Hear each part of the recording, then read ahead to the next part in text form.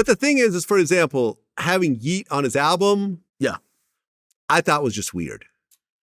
Because those two don't sound good together. They don't rap alike. They don't complement each other's styles. He went and got Yeat because he's the young, hot dude. And that's it. This reminded me of a conversation I had with someone, which it's just bore to be, I feel like it's happening as we speak. But when Drake dropped Tootsie Slide, his audience was really split on it. They were like, yo, like, what type of music? This is TikTok music. And there was critique about him dropping Tootsie Slide. And the person said to me, Drake's at a fork in the road. And by the way, I've hijacked this guy's point. I act like it's mine now. He said, Drake's at a fork in the road. On one side, he could continue to chase the youth. And the youth are on TikTok and they like doing dances. And they like these new flows and new styles. He could chase that.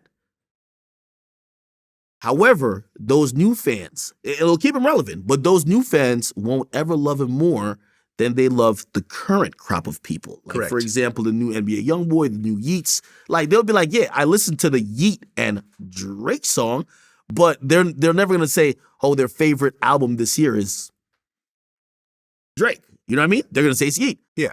They said, or Drake is going to have to age gracefully with this audience. Right. Which means understanding that the people who support you the most and have been there the longest, they don't now, if you're making content like, you know, one of my favorite Drake lines, you know, in terms of showing vulnerability, he was talking about, yo, you know, he's fucking up on a double cheek kiss, like, you know, at these like public events. And it's kind of like him being nervous and a little awkward, but he's getting through it. But it's his first time doing things.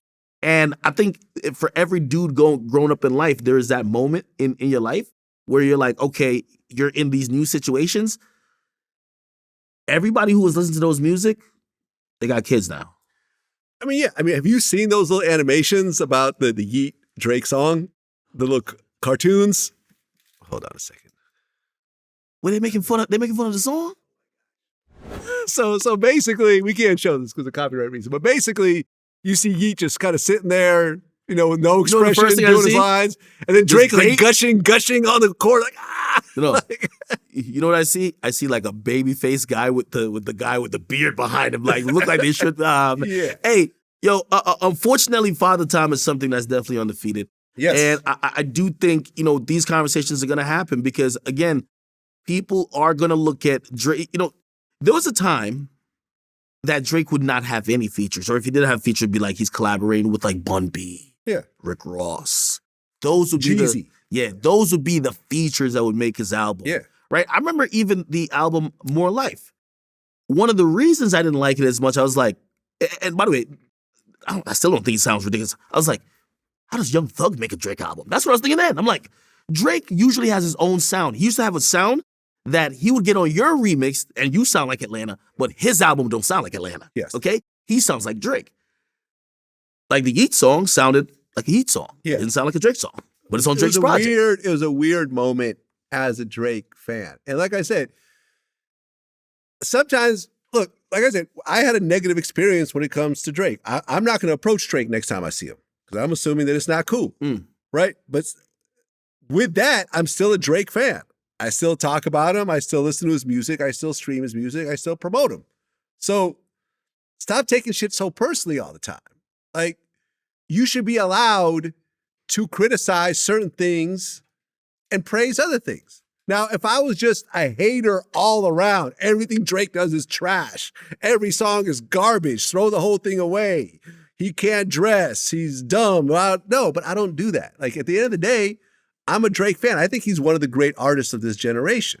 You know, I have my criticisms about the whole thing about not speaking about Israel, but that's just a footnote in how I feel otherwise. So, but listen, it is what it is, and people are going to act like they act. Me and Drake don't know each other. He doesn't DM me. We don't talk on the phone, The last thing et I'll cetera, et say cetera. about Drake is that I also understand him a bit. He has never said this to me, but I do believe that, you see how we're passionately talking about his music?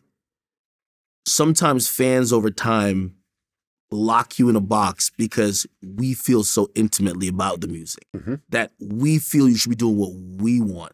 And that becomes, I think J. Cole was there for a while. I think people were looking at him like, we only want you to rap about woke shit. and rap about like Black Lives Matter stuff. And I think he was breaking that image when he would jump on like the remixes of like Moneybagg Yo's song. And like, I think he wanted to get out of that box. And I think Drake might just want to break that, like, even though his core fan base, like even his older fan base, they're going at him. But I think he does not want to be locked in to, oh, you have to only give this type of music. He is an artist at the end of the day. You know what I mean? Fair enough.